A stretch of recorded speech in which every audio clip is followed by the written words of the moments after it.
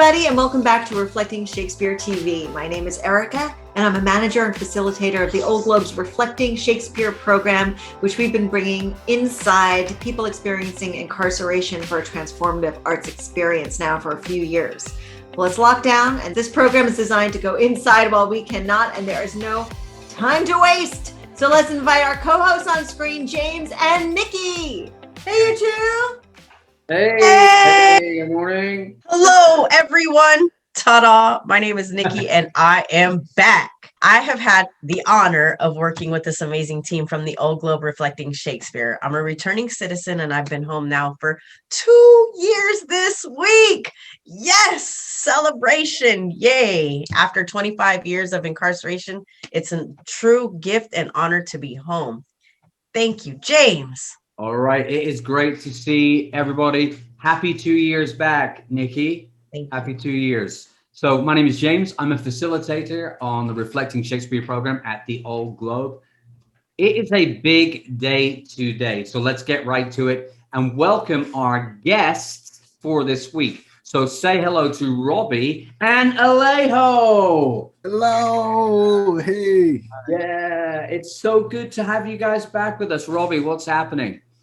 Oh man, it's just so excited to be here. I can't believe I'm back 2 weeks in a row. This is so awesome. I'm just super stoked. That is awesome. Thank you. And so good to have you back with us today, Alejo. Yeah, thanks, James. I'm just really glad to be here. Starting to feel like we're building a family here. So coast to coast, right? Straight from one side of the coast to the other. And Nikki, so glad to hear about your 2 years out. Like right now, it's make 3.5 for me. And so I'm off of parole, all that good stuff. And so, yeah, celebration. Let's do the celebration thing today. Yes. So Robbie, Alejo, so can I ask you both just to take a second to reintroduce yourselves to anyone who might be tuning in with us today? Sure. I consider myself less important than Alejo. So we both happen to be from New York, which is like something we have in common, and we work in and around the same circles. I'm a program manager at Penn America's prison writing program. We have lots of resources for people who want to write inside an annual contest. We accept submissions in poetry, fiction, nonfiction, drama, and we award cash prizes. And we also have a free handbook that offers a primer on all these genres. So if you have nothing to read and check out, we'll send you this little book for free and you can get started. Yeah, that's me. I do a lot of work in the arts and I love it. Yeah, and my name is Alejo Rodriguez. I did 32 years in New York State prison system straight. Was denied parole like 14 times.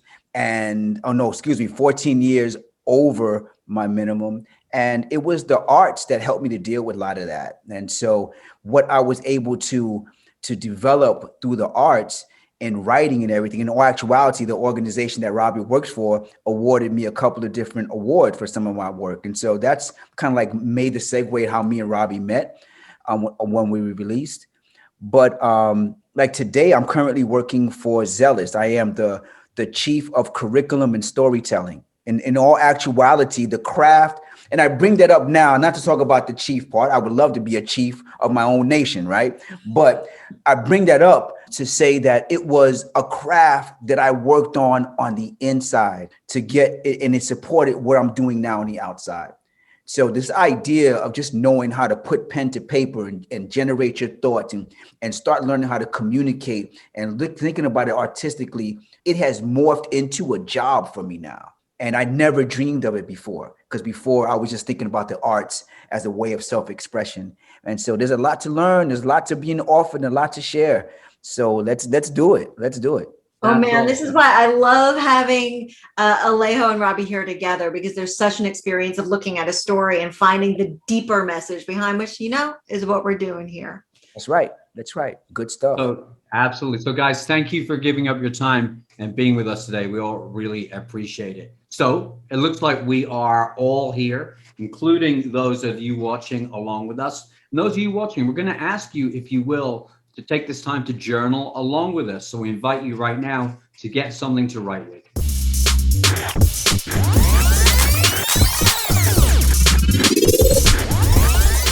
All right, check-ins for the week. What are your challenges and triumphs? And folks watching, this is where we'll always start. Take stock with us. Let's keep it lean and I will start it out. My low is what? I don't have one. Ta-da. There you go. My high for the week is I went out to the desert for some self-care this last weekend and romped around in a Razor, in a quad, in a Jeep on the dunes. And it was my first experience and it was amazing. Relieving of the soul for sure. Robbie? Nice. I wish I was you. My low is physical, and it's hard to admit. My lower back, ironically, is like, hey, you've been sitting down too long. And I guess my high is just feeling supported by artistic community this week in many ways, big and small. Little people reaching out all of a sudden, lots of good conversations. It feels really good to have a community. Alejo, I'm interested in your lows and highs. My lows, like Nikki, I don't really have any. Actually, I was saying earlier, the challenges, even my hardest day in freedom is still joyful.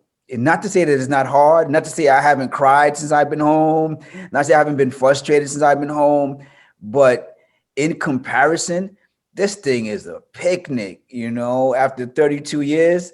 I'll take the clouds outside better than I would in the inside any day. So I don't have any lows. My highs isn't just one specific thing, but I don't know, you ever had that feeling when it just seems like a lot of things just coming together, and I just can't point to one specific area, but as of late, things have been coming together in work and in my life. It's just progressive. It keeps elevating, and maybe that's why it's a high. It keeps elevating. James, what's going on, bro? Tell me about something, man. Tell me about the highs and lows. All right, bro. I will. And you know what? No real lows to speak of, just some mundane, I guess, everyday, stuff. The highs, though, my real high, I guess, is beginning to imagine that this pandemic time, maybe there's a little light appearing on the horizon. Not fully formed yet, but maybe that's going to become a reality, that we can start to put this maybe in our rear view and being able to consider that and what that might offer us as we step back, maybe out of our cocoons for a little bit. Starting to think about that. And I'm a little nervous about it too. Kind of on that fence a little bit about that. Erika, what about you?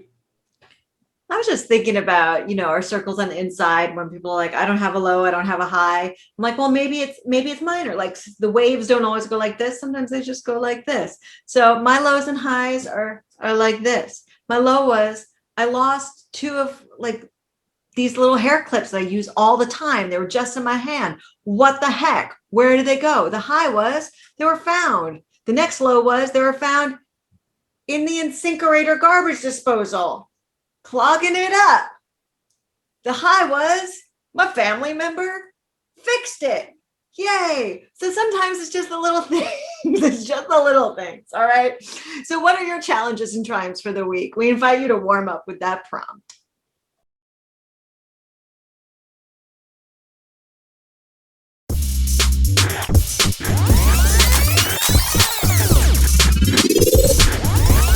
All right, everyone. So thank you for doing that. We really appreciate it. All right. So today's warm up is going to be this one. And it is my word for today is. So let's all just take a moment to consider today, this day. Is there a particular word that maybe you're using to motivate, to inspire you? We're each going to say one, and then the rest of the crew here will give it back to us, kind of like a call and response thing. So I'll kick us off. I'm going to go first.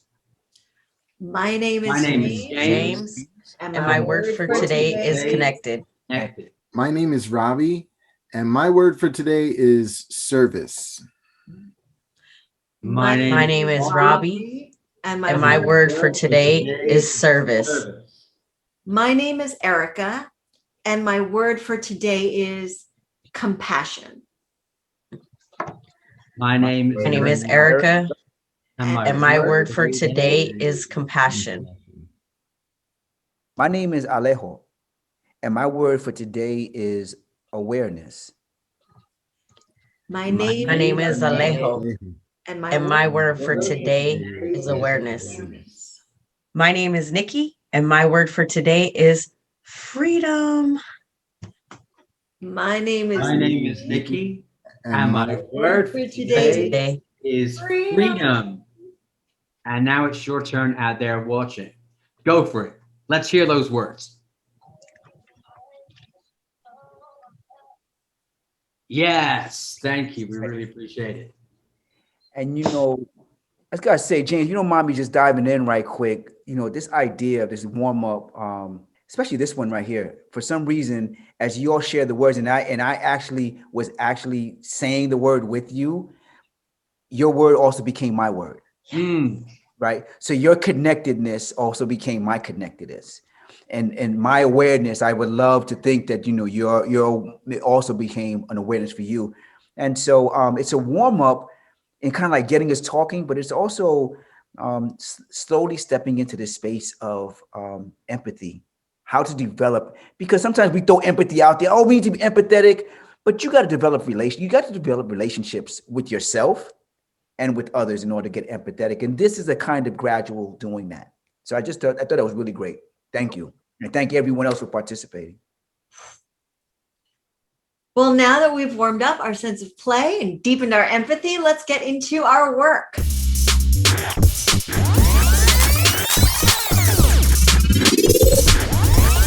For this series of Reflecting Shakespeare TV, we are exploring Shakespeare's comedy, Much Ado About Nothing.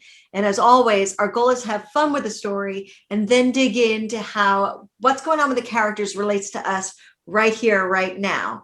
And for today, in today's scene, I want to add that having fun with the story means having fun with the comedy, but sometimes it also means having fun with the drama. And that could be the tragedy. It means digging in as an actor, not shying away from it, and just enjoying the whole storytelling of it all. All right, so guys, help me set up this story. Yeah, let me start. I'll start out by saying Hero and Count Claudio seemed to have fallen in love at first sight. They wooed each other from the moment the men arrived home from battle, led by Don Pedro. However, though, Claudio got all tongue-tied, and so Don Pedro helped him out and helped him make the match. But Don Pedro's half-brother Don John and his follower Borachio are capitalizing on the Claudia Hero engagement to make some mischief. It's actually more than mischief. It's downright destruction. Don John has described himself as a plain-dealing villain. In fact, Don John and Borachio have devised a plan to ruin Hero's reputation the night before her wedding. Borachio fixed a little saucy role play date with Hero's serving woman, Margaret. With Margaret dressed as Hero, Borachio visited her in the middle of the night, made sure there were some witnesses who thought Borachio was getting with Hero because of the whole dress-up thing. So now it's the day of the wedding, and Claudio witnessed, or he thought he witnessed, his bride-to-be with another man last night. The only other person who knows about this is Don Pedro, who matched the couple in the first place. Hero, her father Leonato, her cousin Beatrice, and even Claudio's best friend, Benedict, know nothing of what happened. All right, so let's see who's going to play which part. Robbie, if you don't mind, you'll be playing Claudio. You and I will be getting married, so to speak, so I will be playing Hero. James, if you don't mind, you could play my dad, Leonato. Are you ready? Are you up for that? Thank you. Alejo will play the Friar Francis. Yes, I love that. Erika will play Don Pedro, right? Dope. And Erika will also come in as Don John, the half-brother. They look a lot alike, But Erica's going to throw on that handy dandy mustache so we'll be able to tell them all apart. There he is. Love it. Awesome. Are you guys ready? Yes. Scene. Come, Friar Francis, be brief. Only to the plain form of marriage, and you shall recount their particular duties afterwards. You come hither, my lord, to marry this lady. No. To be married to her. Friar, you come to marry her. Lady, you come hither to be married to this count. I do. If either of you know of any inward impediment why you should not be conjoined, I charge you on your souls to utter it. Know you any, hero? None, my lord. Know you any, count? I dare make his answer, none. Oh, what men dare do, what men may do, what men daily do, not knowing what they do. Stand thee by, friar. Father, by your leave, will you with free and unconstrained soul give me this maid, your daughter? As freely son as God did give her me. And what have I to give you back, whose worth may counterpoise this rich and precious gift? Nothing, unless you render her again. Sweet prince, you learn me noble thankfulness. There, Leonardo, take her back again. Give not this rotten orange to your friend. She's but the sign and semblance of her honor. Look, behold, like how a maid she blushes there. Comes that not that blood as modest evidence to witness simple virtue? Would you not swear all that you see her that she were a maid, by whose exterior shows, but she is none? She knows the heat of a luxurious bed. Her blush is guiltiness, not modesty. What do you mean, my lord? Not to be married, not to knit my soul to an approved wanton. Dear my lord, if you, in your own proof, have vanquished the resistance of her youth and made defeat of her virginity. I know what you would say. If I have known her, you will say that she did embrace me as a husband and so extenuate the forehand sin. No, Leonardo, I never tempted her with word too large, but as a brother to his sister, showed bashful sincerity and comely love. And seemed I otherwise to you? Out on me, seeming! I will write against it. You seem to me as Dian in her orb, as chaste as the bud ere it be blown, but you are more intemperate in your blood than Venus, or those pampered animals that rage in savage sensuality. Is my lord well, that he doth speak so wide?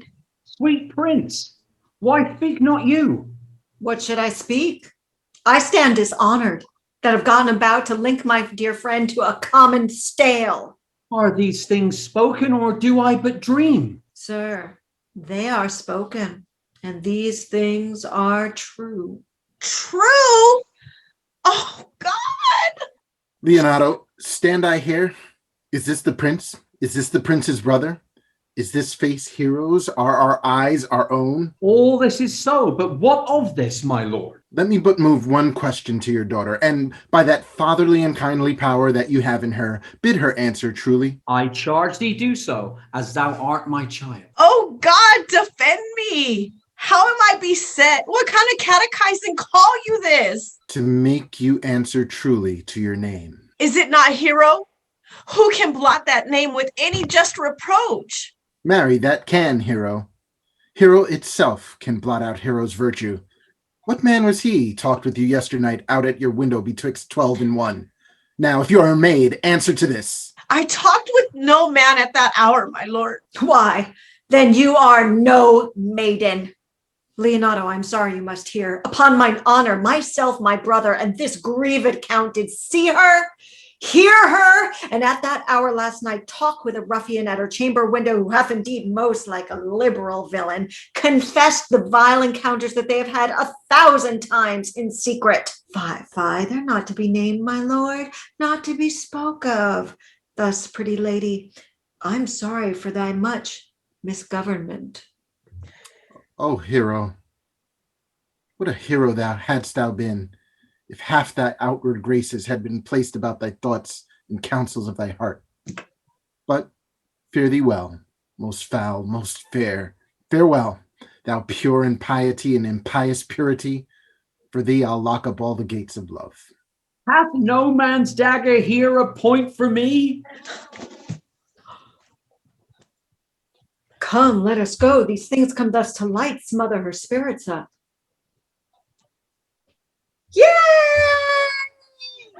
All right. Great job, everybody. All right. That was such a good read. And this is such a dramatic turn in this play. So let's make sure we understand what happened. So, guys, what are the facts? What are the facts is that there's a wedding that's set up, and there's two people, Hero and Claudio, who are supposed to be married. Yeah, it's really tricky because at the altar, I basically, as Claudio, kind of shoot down getting married to Hero, and when Alejo's character, the friar, asked about any objections.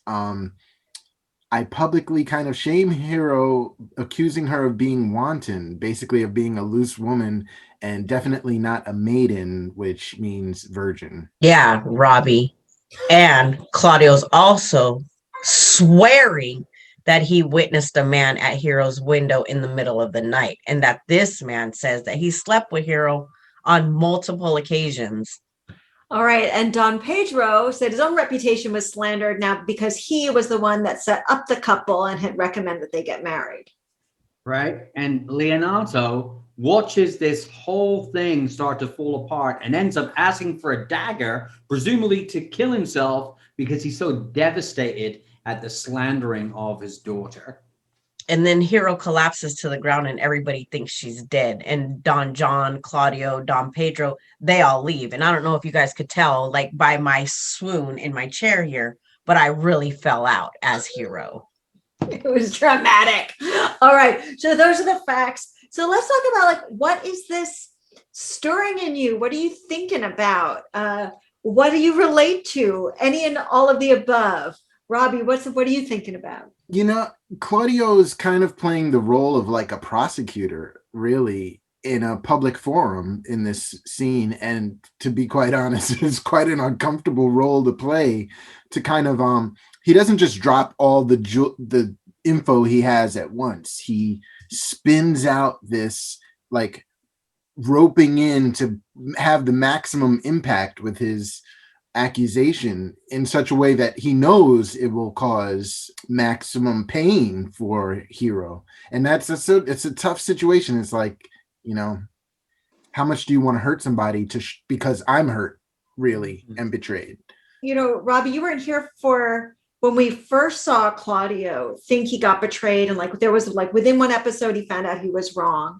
Is there something you can relate to about sort of having what it feels like to have your trust misused more than once, to like trust again, and like how that compounds things? Yeah, I mean, it's basically the story of my life, Erika. Thank you. I think it does, to have been let down and betrayed by people, then reinstate your trust and begin to hope again. It's a pretty steep internal stakes as an individual, and it's something that's hard to give, and the spite that comes when that is betrayed is epic. Like, I will ruin you, I will ruin everyone, I don't care, because my heart's broken. My estimation of myself even is up for grabs. Am I stupid for trusting people? Yeah, I think it's really a powerful demonstration of how far you could go to hurt somebody when you're hurt. I think also, though, stepping into that, like, he thought he saw them, right?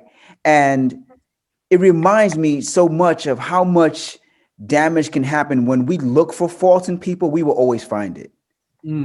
Like when we're not taking people objectively and just being open to, but when we're looking for wrong, we will find it, and we will create a narrative that we believe. And then it challenges us too. I mean, there's nothing wrong with, I don't want to jump to say that he was completely wrong for what he thought he saw, but he didn't go ask ahead of time. He didn't go inquire. He just automatically went with the accusations. And that stemmed from some personal narrative of he thought he had all the facts. And how damaging that can be when we think about those type of things.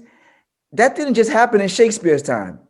Like, that's happening right now in all kind of spaces, both out in the world and in incarcerated spaces where people run with a certain concept of what they think. And next, you know, someone's getting hurt behind it. In this case, it's emotional, it's love hurt. But in other cases, sometimes it can be very physical and very violent. There's been times when, let's say, an individual has to confront or speak to a CO, and the interpretation is rendered, or he must be over there snitching, simply because they had an exchange in words and not really looking into the facts or finding out anything concrete. And so a lot of times people just stay away from any type of interaction with COs or correctional officers because of that potential of it being misinterpreted. And so like that's like one of the most blatant ways how that can play out. You know, I just think about how easy it is, just like Alejo said, how easy it is to believe something that may be untrue. And a lot of times, you know, the best way to help heal, the best way to figure out the truth is communication. And like he said, you know, he never went and asked, he jumped straight to conclusions. And there was something that a seed was planted, and he instantaneously believed it. And that was the confirmation that he saw, even though it wasn't her. And as we're talking about it, I think of the inside also. You know, in a female institution, it gets real gossipy, you know, and it's real easy to get and apparently even in the men's prison, you know, but it can get real gossipy, and roles and hierarchy, you know, definitely happens there. Not just hierarchy of crime, but hierarchy of status. There's just different hierarchies there, you know, when I think about it. And it's like, you think of like, wow, how many times, you know, has something that wasn't even true been spoken? And as a result of that, how many times did people jump on board? How many times did I actually promote that? How many times did I play a part in that? You know, and I look at the pain that Hero's enduring right now, to where, you know, she's fell to the floor and feeling those just emotions of just hurt and pain and shame and all of those different things. And you know, knowing that that's it unfortunately it's rampant in there, to the degree to where people lose their lives. I love how Robbie said, you know, that self-slander when we're hurting so bad, and ultimately what kind of consequences does that leave, you know, and what does that lead us to do, right? To really find some relief from that pain. And ultimately, sometimes a coping skill that some of us can find is hurting others as a relief, you know, and whether it be verbally, whether it be physically, whether it be mentally, whatever that might look like. And it's really just a really big eye opener, that because it was something that was seen, it was something that was internally believed. And as a result of that, the public shaming component of it is the thing that is just insane to me, because it's that in it and of itself, like Robbie said too, you know, he mastered all of this up and just like spun it so good and so thick and so loud to where it was just blasted. And there's an inhumane structure to that almost. And that's what I felt. And as I watched this play, and as I learned more about this play, watching that scene a couple of times that I've watched that scene has literally made me cry. And as I sit here and talk about it, I think like, is it me finding an opportunity to be accountable for anything that I may have done, acknowledge any harm that I may have caused by doing and treating somebody that way, and feeling remorseful for any actions that maybe I had taken in playing that role. And then also to understanding and acknowledging my own pain and being a victim of something of that nature. So it just was really full circle for me. Wow. Thank you for sharing that. That thank was you. powerful. For real. Mm-hmm. I think when I read this scene, when I watch this scene, what comes up for me, it's about somehow watching people's lives starting to unravel, right? It's including your own, maybe. It's about a moment where everything changes. Like there's a huge change, and it's not your doing, right? It's like it's happening to you, in front of you, and it's like a kind of strange sense of helplessness would go to like a place of hysteria and pain, and then almost that it's so extreme that it almost becomes numb, because that's the only way to deal with this extraordinary thing that is happening, unless you're the one maybe who's put it into motion. So yeah, just thinking about that thing where your life is not your own. Something starts to happen and you're kind of taken over by this whole other thing that's going on. But it's about you. It's happening to you. Yeah. It's really amazing how you come back to that. It's happening to you, or something's happening internal that Nikki had shared, and just something really opened up when you were sharing, Nikki, for me. Just like in terms of how sometimes it's like in this scene, it could even be Claudio's own peer pressure, his own invented peer pressure, that he felt he had to do this thing, right? That he had to really hurt her to show that he was a man.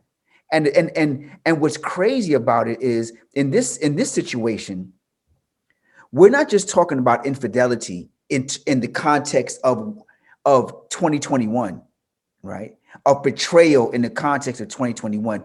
We're talking about a social stigma back then in Shakespeare time that would have been tangible to the Scarlet Letter, tangible to being labeled a felon. Hero would have been ostracized, right? And pretty much regulated to a certain type of, this is how you treat women because she doesn't have virtue. And so she would have been treated as a whore, as like with no respect, right? So this accusation is damaging on several levels. And when Nikki pointed this out in the roles that we sometimes support have done to others, and then sometimes we do it within our own selves, carry around a scarlet letter, if you would, based on a past experience that doesn't allow us to be redeemed, to free ourselves. And so just thank you for sharing that, Nikki, because it really, Nikki and James, a lot opened up for me right now.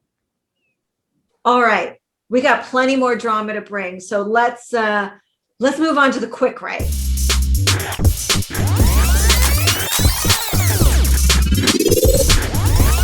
All right, awesome. So that after that deep conversation, I hope you guys are getting ready to get a little deeper. This is going to allow you an opportunity to lead right into the quick write. When I said I knew it was not true, was hurt because of the fabrication. The outcome for them was, and I benefited from this action by. And so we'll repeat this writing prompt on the screen at the end of the program if you didn't have enough time to write it down. All right, let's get back to the scene. So with Don Pedro, Don John, and Claudio gone, we can give some voice to the other characters. So Nikki, will you continue as Hero? And Alejo, will you continue as the Friar? And James, will you please continue as Leonardo? But now, Robbie, can you switch over to playing Benedict? And I'll switch to playing Beatrice. And I want to remind everyone that Benedict is Claudio's best friend, and Beatrice is Hero's best friend and cousin. And I also want to remind our audience the fact about Don John. So he's been born out of wedlock. So in this scene, you will hear him referred to as John the Bastard, referring to that situation of being born out of wedlock. Okay, here we go. We're entering the scene. Remember, Hero is on the ground, and now Beatrice is leaning over her, attending to her. How doth the lady? Dead, I think. Help, uncle! Hero! Why, Hero, uncle! Senior Benedict, Friar! How now, cousin Hero? Have comfort, my lady. Dost thou look up? Yeah. Wherefore should she not? Wherefore? Why doth not every earthly thing cry shame upon her? Could she here deny the story that is printed in her blood? Sir, be patient. For my part, I'm so attired in wonder, I know not what to say. Oh, on my soul, my cousin is belied. Lady, Were you her bedfellow last night? No, truly not. Although until last night, I have this 12-month been her bedfellow. Confirmed! Confirmed! Oh, this is stronger made, which was before barred up with ribs of iron, with the two princes lie, and Claudio lie, who loved her so, that speaking of her foulness, washed it with tears. Hence from her, let her die. Whoa, hear me a little. For I've only been silent so long, and given way unto this course of fortune by noting of the lady. Lady, what man is he you are accused of? They know that do accuse me. I know none. If I know more of any man alive than that which maiden modesty doth warrant, let all my sins lack mercy. Oh, my father, prove you that any man with me conversed at hours unmeet, or that I yesternight maintained the chains of words with any creature refuse me, hate me, torture me to death. There is some strange misprision in the princess. Two of them have the very bent of honor. And if their wisdom be misled in this, the practice of it lives in John the Bastard, whose spirits toil in frame of villainies. I know not. If they speak but true of her, these hands shall tear her. If they wrong her, the proudest of them shall hear of it. Pause a while, and let my counsel sway you in this case. Your daughter here, the princess, is left for dead. Let her a while be secretly kept in, and publish it that she is dead indeed. Maintain a mourning obstination, and on your family's old monument hang mournful epitaphs, and do all the rites that appertain unto the burial. Well, what shall become of this? What will this do? Marry, this well carried shall have on her behalf changed slander to remorse. This is some good. So it would fare well with Claudio. When he shall hear she died upon his words, then he shall mourn. The supposition of the lady's death will quench the wonder of her infamy. But if it sort not well, you may conceal her, as it best befits her wounded reputation in some reclusive and religious life, out of all eyes, tongues, minds, and injuries. Signor Leonardo, let the friar advise you. And though you know my inwardness and love is very much unto the prince and Claudio, yet by mine honor, I will deal in this as secretly and justly as your soul should with your body. Being that I flow in grief, the smallest twine may lead me. 'Tis well consented. Presently away, for to strange sores strainly they strain the cure. Come, lady, die to live this wedding day. Perhaps, but prolonged, have patience and endure. Woo! Yes! Whew. All right, so let's unpack that scene, the facts of what just happened. So apparently, Hero is not dead. She tells everyone that she has no idea who she's being accused of. She's clueless. She doesn't know what's going on, but she's clearly not dead. Mm-hmm. And Beatrice has been her roommate every night for a year, except for last night, which doesn't look so good. Leonardo has no idea what's going on. He's just freaking out. The friar suggests a plan. They should all pretend that Hero has died and carried out a funeral for her. Meanwhile, Hero still stayed hidden away. This will give the opportunity for Claudio to give voice to his remorse, and for the big news about Hero to be about her death, not about her stained reputation. And if everything doesn't blow over and the short-term hideaway plan doesn't go over, then they're gonna send her away to a nunnery or monastery so she can live the rest of her life in seclusion, as if this is a real solution. But I guess a woman with a stained reputation in that time wouldn't have much other choice. Nice. Benedict, interestingly, is a friend of Claudio and the other prince, but he is dedicated to making sure the best comes out of the scenario. He would promise to keep the secret for Hero's sake, or the greater good, I guess. Yeah, and that's a really big deal. All right, everyone. Facts out of the way. What are you thinking about? Robbie, you look like you've got something on your mind. There's so much here. There's so much here. I think what I was thinking about is kind of like I love Benedict's level-headedness kind of in this whole thing, and like he's like asking questions. So he's like leading with curiosity.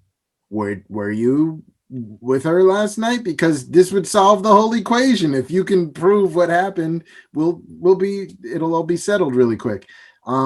And I love that like clarity of thought. He also seems less emotionally engaged in the thing, but also showing kind of concern, Right. which is having been mediator in many scenarios where stuff is popping off. Like having that presence of mind to kind of just slow down and like take a stock of what's going on and be that person is really helpful.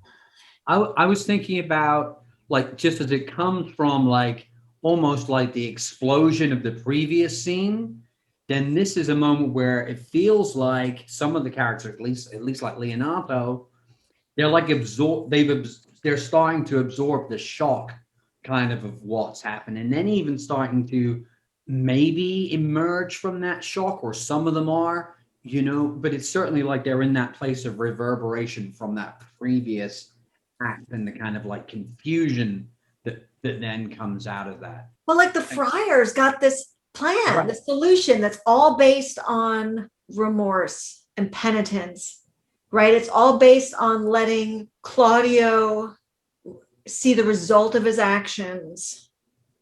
And Alejo, I mean, you were the friar. That got to be your plan today. How is that to bring it to the table? And you have any thoughts about that? I mean, I do, but if for some reason it's not, it has less to do with the story itself, but like I see it as a social justice issue now, and I didn't see it before. I think it kind of ties into what I was saying earlier about this attempt to, the concern, but they was essentially like putting a scarlet letter on Hero, and then when they realized, or there was a question, it was still questionable. There wasn't nothing concrete. When they realized they may be, it may just be like mischaracterizing her, that it was better for her to be appeared to be dead and save the honor of the man, as opposed to rectifying the issue for her. And so, just for me, a social justice issue in terms of the perpetuation of objectifying women, right? In this case, the women represents the marginalized community. And so when we play this out in terms of current day thing, like this idea that there's an agreement that a jury of 12 peers is going to come to determination about innocence or guilt. And because 12 people all agreed that this is what the verdict, that's truly what happened, when in fact, it may not always. Like there was a case in Georgia where a man was convicted by a jury of peers for rape that he didn't do. The DNA evidence proved later on that he didn't do it. And the court refused to reverse it because they said, well, a jury of peers found him guilty. Right. And so they stuck to, if it's an agreement among a representation society, and that is the truth. Not the truth, but because it's a narrative, we created a narrative that we were conspired on what the truth, then we're going to ride out with this. And so in this instance, they wanted to create a narrative based on the truth, protect the reputation of the man, and not what the truth really was.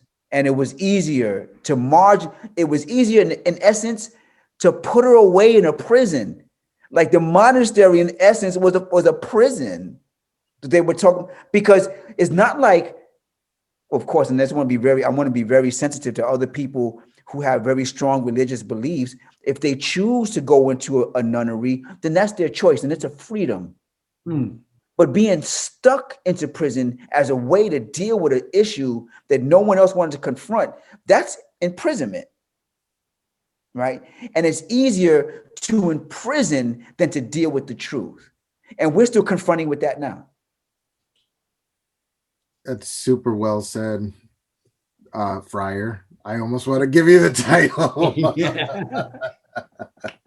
No, I just to tag along. It also, the friar has a real politic, like a total understanding about perception. He has a wisdom that really understands that things blow over. It's kind of like if I was a PR agent for a famous actor who got accused of some crap, and it's like, hey, lay low, it'll blow over. People will feel sorry for you, and then you'll make your comeback, maybe. And if you don't, then you retire to Tahiti, right?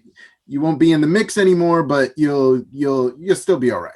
And there's like a kind of huckster's utter pragmatism about that thing, really understanding that people are simple. People are simple folk. And we make, shoot from the hip decisions about who should have what status. And you could try to change the world and how people operate through some miracle means, or you could work with it and deal with it. And that's kind of, it's a hard reality for people with the stigma that Alejo was talking about. Every time we enter a room and I'm formally incarcerated, I have to deal with, I am leaving the nunnery. I'm walking back into society and being like, hey, I'm here. And I somehow claim that I deserve a place at this table somehow, or am working really hard to own that. It's real. It also, though, speaks, in this case is man and woman, right? We know the issues in dealing with, gender relationships and all that. But, just want to just reiterate, we're talking about a marginalized class, and that still plays out today. Black people, brown people being marginalized, and yet, they get put in certain situations, and the interpretation is because they're being criminalized by their skin color, right? In this case, she was criminalized by her gender. That anything that was done that may have been suspect automatically got the minus stripe, like she's guilty because of this. They wouldn't have treated a man the same way. And likewise, today we experience the same thing with white privilege. Absolutely. Right?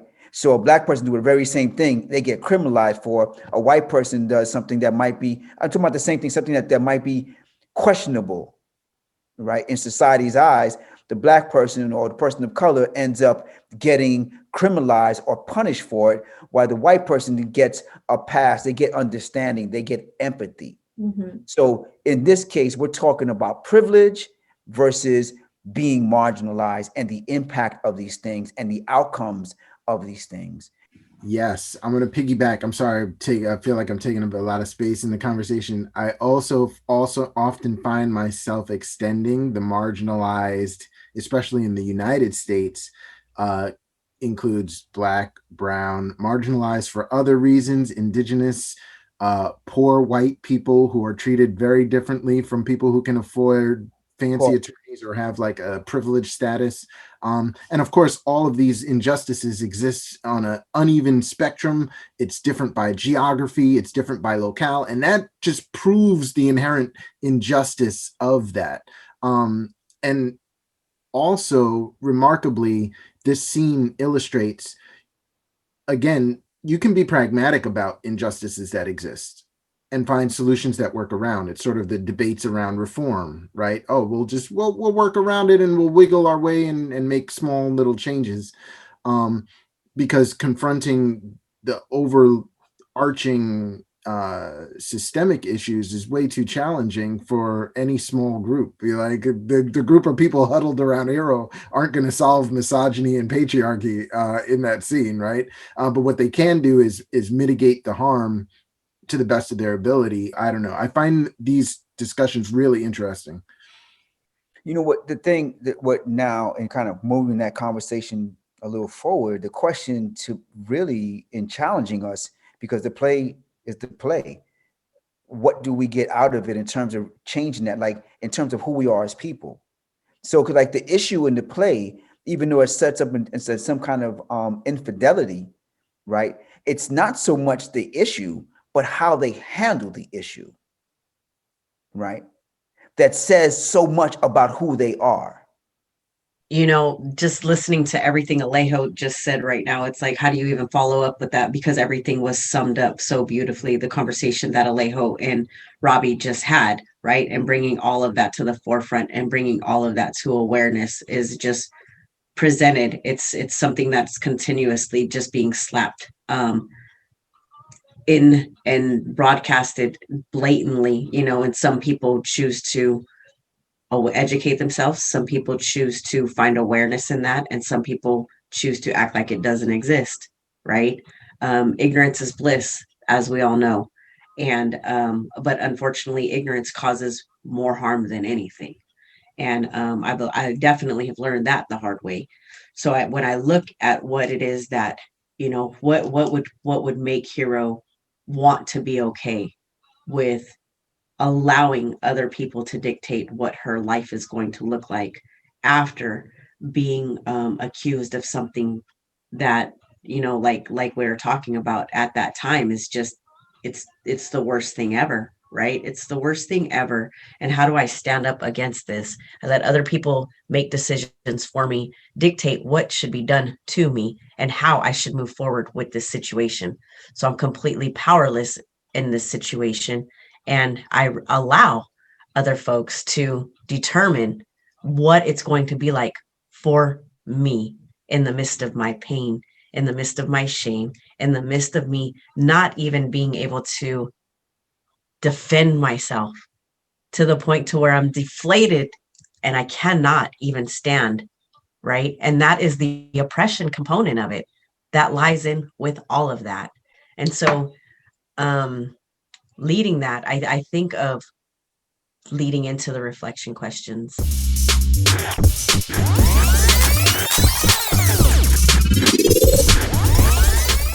So with these reflection questions, the first question is there a time where you had to humble yourself instead of defend yourself of pain or an injustice?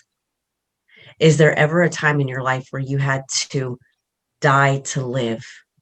What had to die with that? What was able to come to life as a result of that? And so with that, we'll repeat the writing prompts on the screen at the end of the program. And if you didn't get enough time to write it down, don't worry, it'll come back to you. All right, folks, that's the end of the episode. What a deep conversation. I was deep, super deep. All right. We're going to end our class the way we end our work when we're all working together in person. We're going to have a one-word checkout.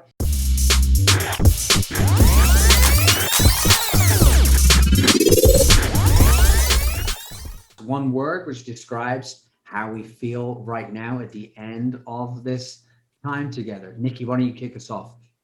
Ambassador. Connected. Responsible. In tune.